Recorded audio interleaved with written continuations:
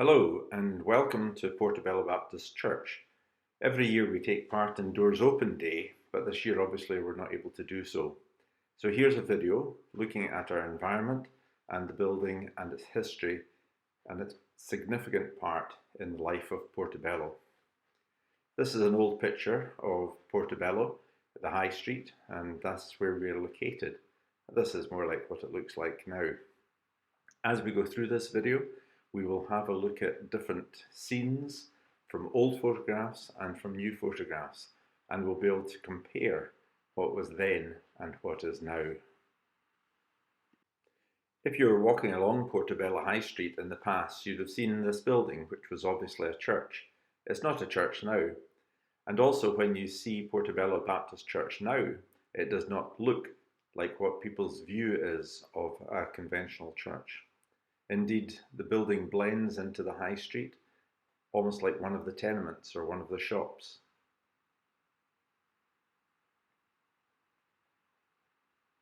You'll notice in this picture, in the top right, there is a clock, which is no longer in the bottom left. More of that later.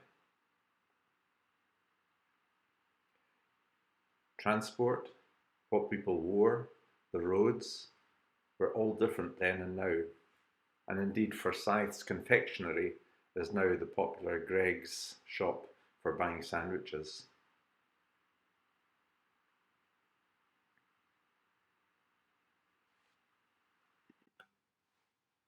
Looking at old pictures gives you a very clear idea that Portobello has changed significantly, no more than in this image.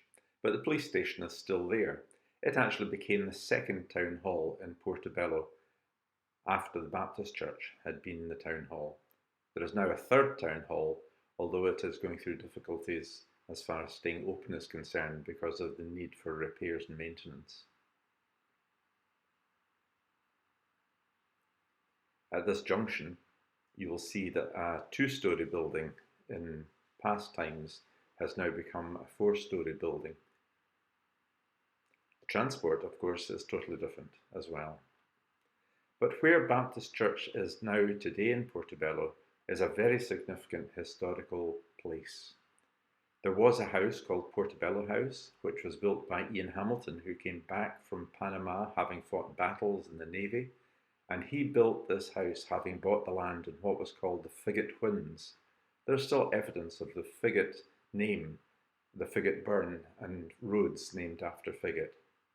But he built this house and made it into the Shepherd's Ha, which was a hostelry, and he did leather repair work.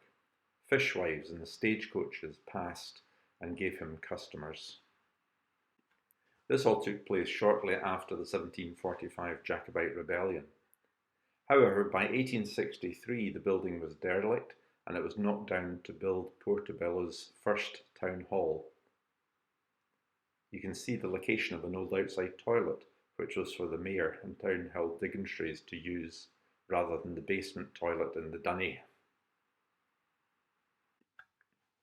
After this, the building was used for concerts and dances until 1909. However, all this time in the basement of the building, there are two large areas. There's the outside toilet that the dignitaries did not wish to use. And in the basement still, there are cells. This was where the police sergeant would lock up people who'd been misbehaving in Portobello over the weekend until the courts opened on Friday. By 1910, the building was transformed into a black and white cinema, the Star Cinema. People knew it as the Star Hall for many years afterwards. By 1913, there were colour films being shown with sound. The ticket booth is still in place at the top of the stairs. Outside, there is a large hall. Outside is an interesting building with its own story, a very unusual and unexpected story. During the First World War, munitions were being built at a place called Timbertown near Gretna Green. Sir Arthur Conan Doyle had visited the place and seen the cordite being stirred and called it the Devil's Porridge. In 1924, the buildings were dismantled and one was brought up to Portobello and became our church hall.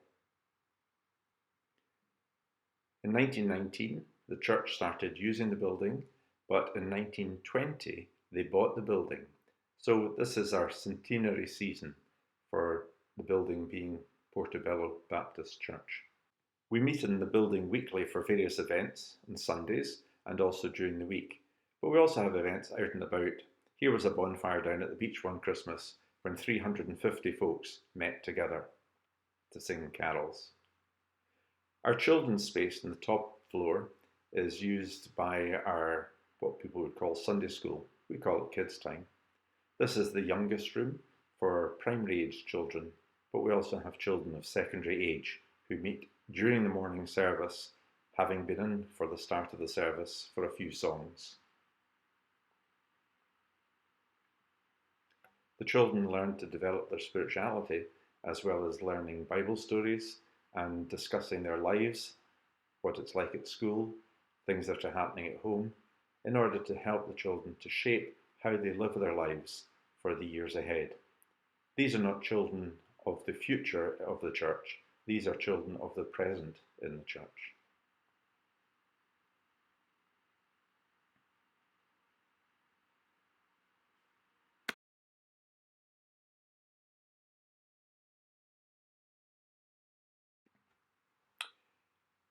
In addition to the adults meeting for church services and our children, the building is also used during the week by our community, particularly the hall.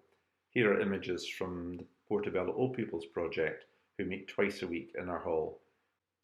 However, we also have a Pilates group, another old folks group, a choir, and a martial arts group that meet in the building. This is what the building looks like from outside now.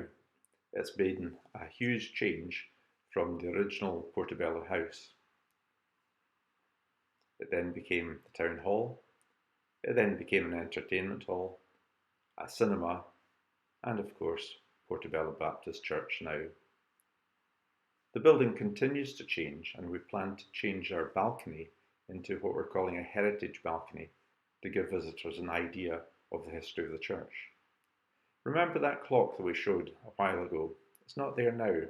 However, it's down in Derby being reconditioned, and the plan is to replace it where it used to be on the front of the building, so that once again people going down Portobello High Street will be able to see if they're late for school or what the time is to meet up with their friends.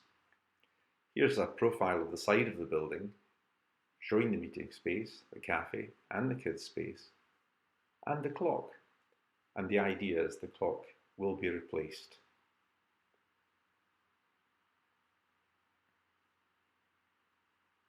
When the clock is reinstated, it will look something like this.